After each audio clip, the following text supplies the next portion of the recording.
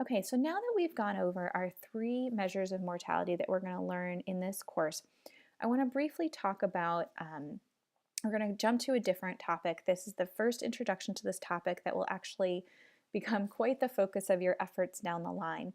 But we're going to talk about the idea of confounding as it relates to mortality at this point. So the idea of confounding, which we will learn about later, is the question of, is the relationship between my exposure and my outcome a causal relationship? Do I believe that my exposure is causing my outcome? Or do I believe there's a third factor, something else that explains it? You actually encounter confounding every single day of your life. And I think a lot of people sort of intrinsically understand confounding. You may just not know that that's what's going on. Simplest example, there's always a funny one used. So, someone did a study about the causes of lung cancer and found that people who carried a lighter in their pocket were more likely to get lung cancer. And so, imagine if this were a real study and, all sorts of public health efforts said you should stop putting lighters in your pocket, and there are news articles about lighters in your pocket. And, hopefully someone would very quickly realize that, wait a minute, this probably has nothing to do with the lighters. It has to do with the fact that smokers tend to carry lighters. And smoking is the causal factor that is accounting for this higher lung cancer incidence in our population. So again, confounding, just briefly, you guys will know it inside and out by the end of the course, but it's this idea that there's some other explanation that's distorting the true causal association between your exposure and your outcome of interest. Okay, long explanation, long introduction to confounding. So one way we deal with confounding is something called standardization. And the reason why we're talking about it right now is that it very often happens with mortality measures.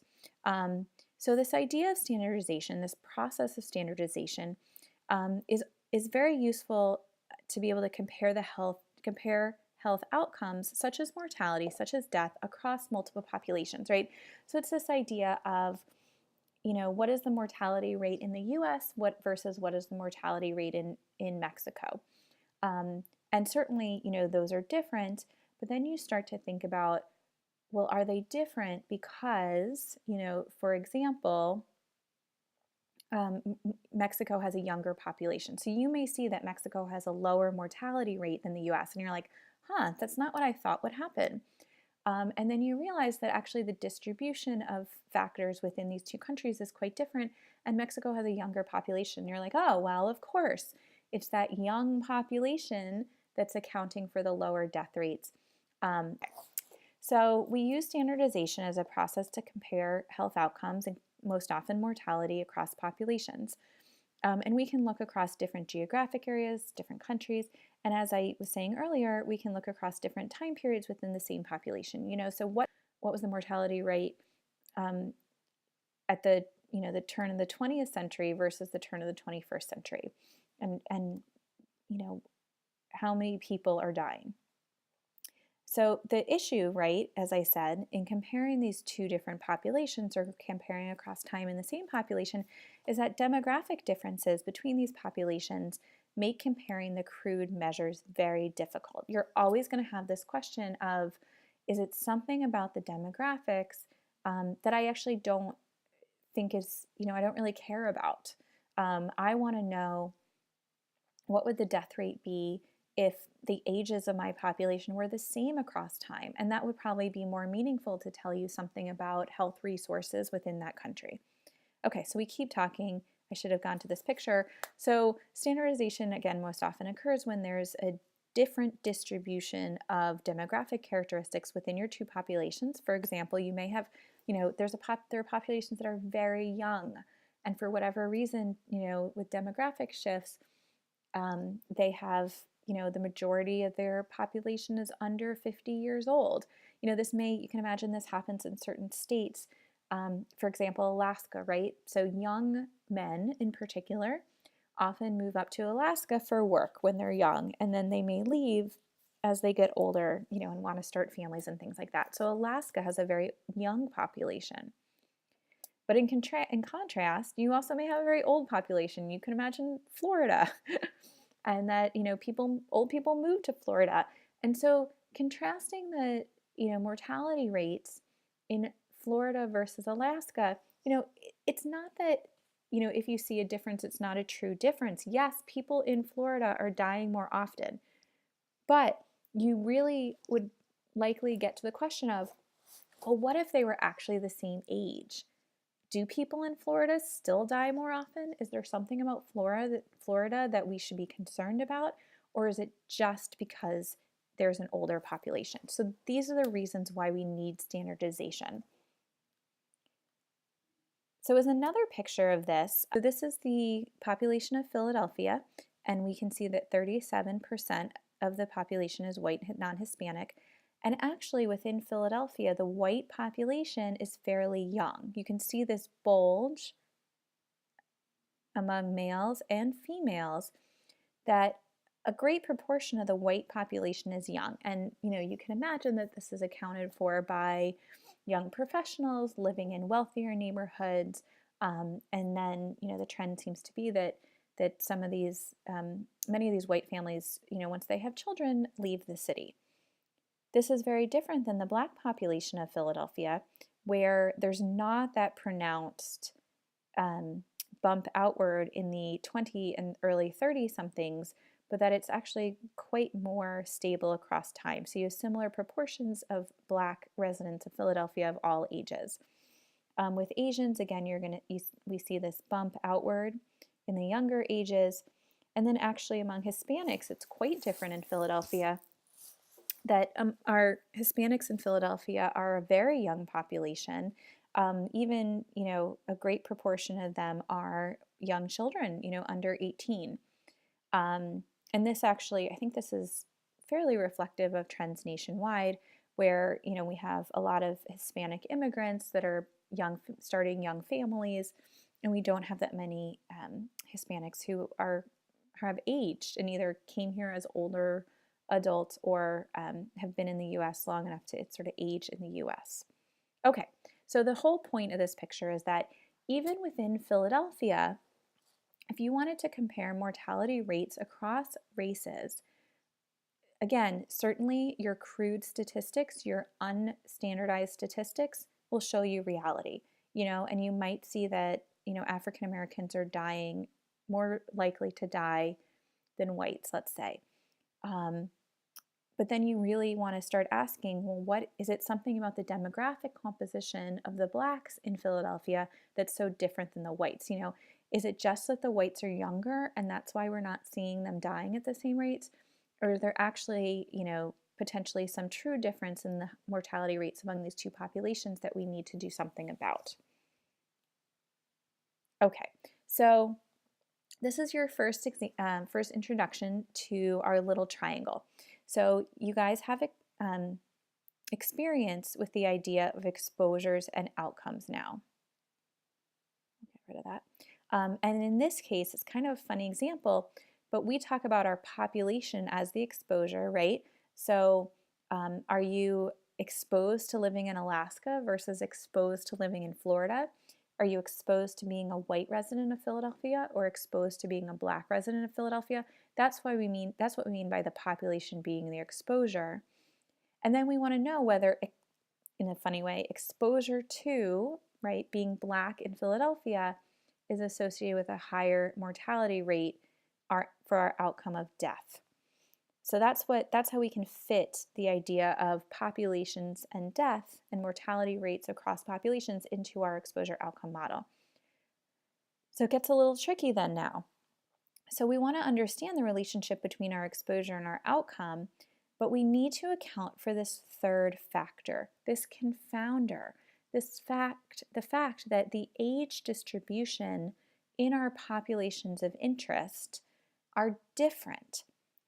And that age, so the age distribution in our populations is different, and age is a risk factor for death. In some ways, age is the greatest risk factor for death because everyone's going to eventually die when they get older.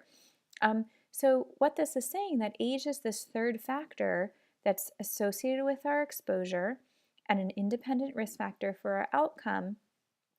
And we want to account for those differences, that different distributions, in order to take away that role of age and really better understand if there are other dynamics in these populations that are leading to different mortality rates.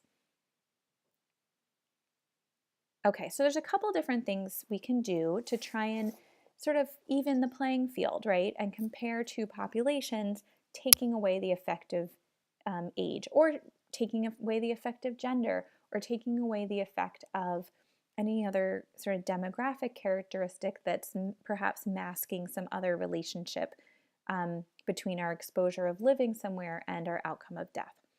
So what we could do to compare two populations that differ by age distributions is that we can start by examining something called stratum-specific mortality. And all this stratum-specific means is that, you can imagine you have your whole population and you divide them into stratum, right? So you can imagine, like, think of the Grand Canyon and they have strata, or I don't know, a layer cake.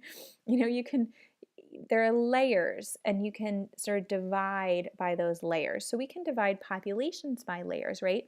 We can take the stratum of the youngest kids and then, each stratum by age. And you can ask the question, okay, what's going on in 0 to 5-year-olds in these two populations? And once you're looking within a specific stratum, then that unequal distribution of ages doesn't matter anymore, because you forced the situation to only look, in this case, among 0 to 5-year-olds. So you're not dealing with these different distributions of ages, you're only looking within one stratum. So that would be a way to do it. You'd be able to say, Florida versus Alaska. Okay, well, I know that Alaska has a young population. I know that Florida has an old population. So I just want to know what's happening to 60-year-olds. I have controlled for age, would be a way to talk about this.